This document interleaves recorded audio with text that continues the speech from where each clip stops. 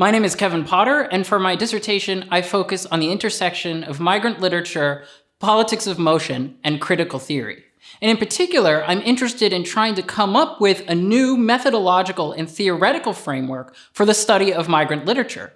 And this is what I've called a Kino Politics. This idea I've actually taken from a long-standing tradition of thinkers who see movement and motion as a dominant political force in our society. Sometimes people call this the new mobilities paradigm. But in my case, I actually take this from the philosopher Thomas Nail, who's very convincingly concluded that migration and movement create the material conditions for political and national formation, and not the other way around. And as a consequence to that, this means that the migrant is the primary constitutive figure of social history.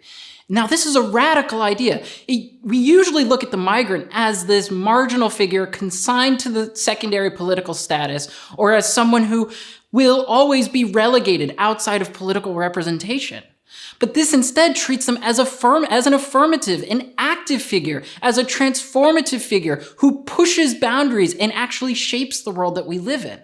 Now, I've taken his idea of what he calls Kino Politics, and I've transplanted it into the study of literature.